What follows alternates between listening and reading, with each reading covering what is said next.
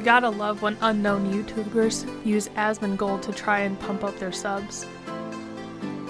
Right? Bro's a maroon. I get more info from my toilet bowl. Wow, look at that like to dislike ratio. I think we know who the idiot really is in this video. Better upload a slop video real quick. Pathetic, bro. Give Don't it know it. why this chum got recommended in my feed, but left the dumb. LOL. How about you do something original? So recently, I decided to make a couple videos on Hassan Parker and Asmongold, and I will say that their communities did not like it whatsoever. One thing that got me thinking while I was making these videos is everything I'm saying really legitimate, or is there actual serious flaws within the content that I'm putting out there? Well, I will have to decree I don't think that's the case. So while I was sifting through the very lovely comments that was being thrown my way, I decided to take a peek at my analytics. And one thing that I found that wasn't too shocking kind of opened my eyes when it comes to parasocial relationships just in general. This video is not to rehash my frustration with the Asmongold community. I already made a video doing that, and it performed just as well as my reaction to Asmongold did.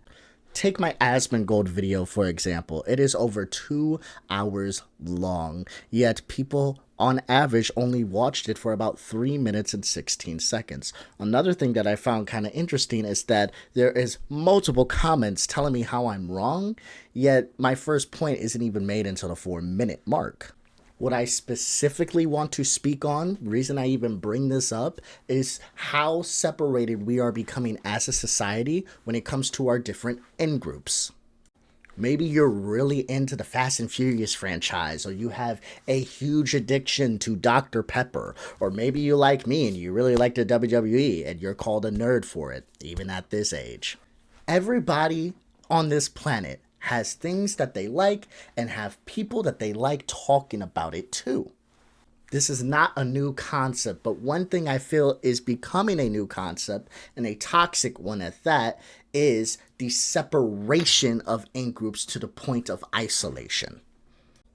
And these are called echo chambers. Now, if we read the very lengthy definition of an echo chamber, it is a metaphorical term for a closed system where an individual's beliefs are amplified and reinforced by repetitive exposure to information that confirms their existing views, often through social media algorithms and self-selected groups.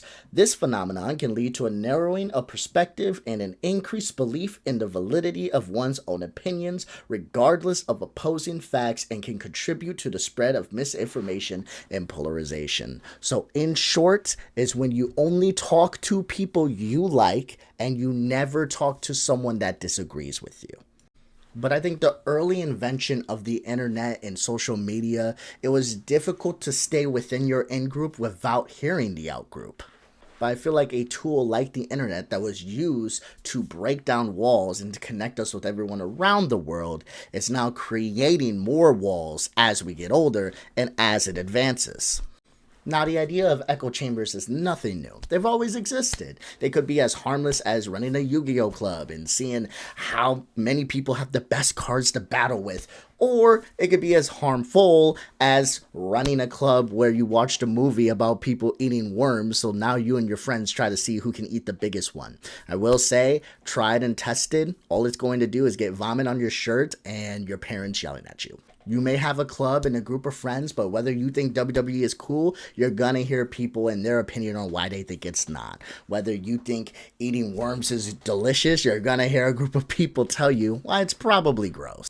Staying within your in-group is easy now. It's not as difficult as it used to be because we are so online that our community could have 15 to 20,000 people, and because they all agree with us, we feel like that's the norm when really the reality could be different. It's gotten to a point where there's no baseline of reality anymore. When you see debates, whether it be political, sports, or entertainments, there's always been a set number of facts and we just disagree on a premise. We have gotten so separated that we don't even agree on the set number of facts. For example, it used to be if I like pizza, more than wings, but you like wings more than pizza, we'd both come to the base level of facts that pizza and wings are both very good food. We just differ on opinion on what we feel is better and why. But now with this massive separation of our in-groups, that baseline of reality is gone. Now you may have one person that believes that pizza is better than wings, but they can understand how wings is a good food. They just prefer pizza. And you'll have one person that says wings is better than pizza because pizza is a psyop by the government that implant nanochips into people's brains to control them. So if we can't even have a baseline of facts and live in the same reality but have differing opinions within that reality, how can we ever have empathy or understand the person's side where they're coming from when we don't even agree on what's real? And it doesn't matter where on social media you turn. You can turn on everything from dating to politics to entertainment. You have a group of people that are terrible, but actually they're not terrible, but actually they're greatest, and actually they're demons. And no matter where you turn, you're always going to find a video that's trying to enrage you and trying to bait you into thinking one thing and disbelieving the other. It's natural to want to be right. It's natural to want to feel like you're on the right side, whether it be something righteous or something as small as who's the best basketball player. But when you get to the point that no matter who you talk to, they're just side with you, it gets you into this deluded state that you no longer have to listen to anyone else that disagrees with you because you are just right. Like, take this study from security.org, for example.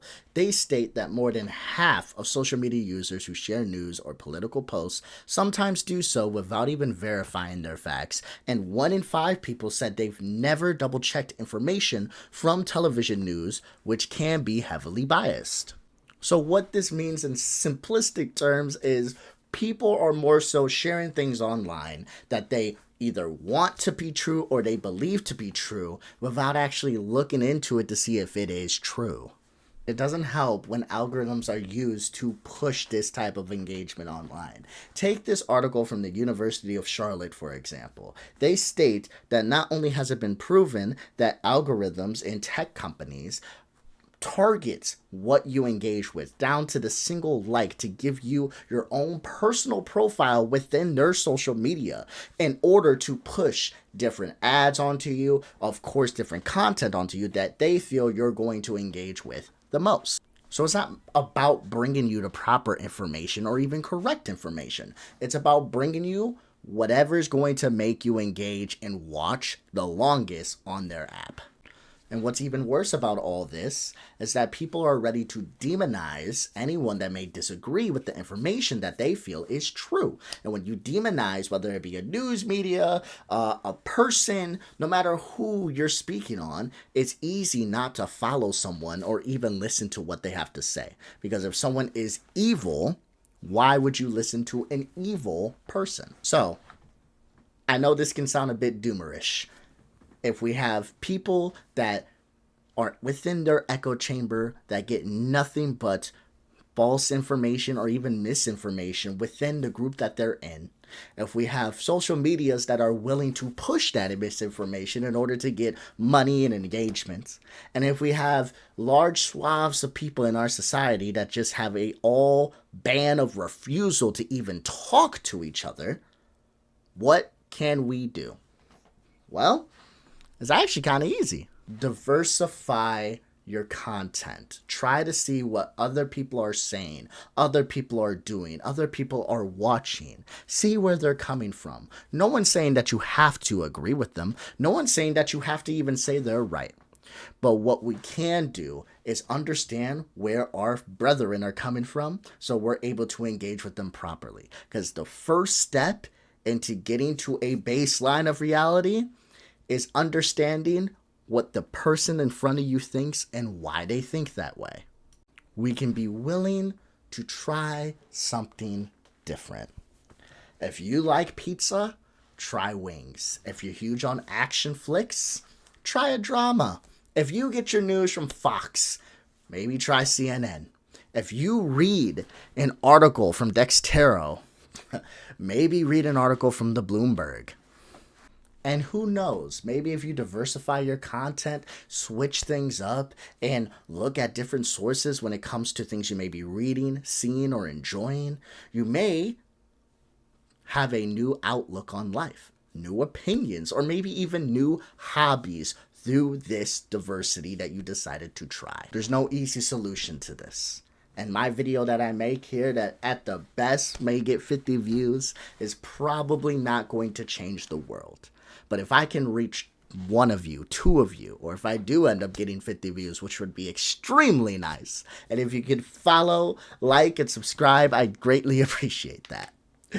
Then maybe I can get just a couple people to look into things that they enjoy. Look into facts that they may feel is a fact, but they just heard it before and never really looked into it. And maybe they grow intellectually and learn, and then they help their friends, and then they help their friends. All we can do is help each other. We're stuck in this rut, but we're stuck in it together. And we're not going to get out of it by just beating each other down. The only way up is through teamwork. And in order for us to be a team, we gotta try to see eye to eye. And it ain't gonna happen unless we understand what we're talking about before we decide to dismantle what the other person is talking about. But until next time, guys, I hope you enjoyed the video. Have a good day. Look into whatever you're talking about, and hopefully we can get through this together. Peace out.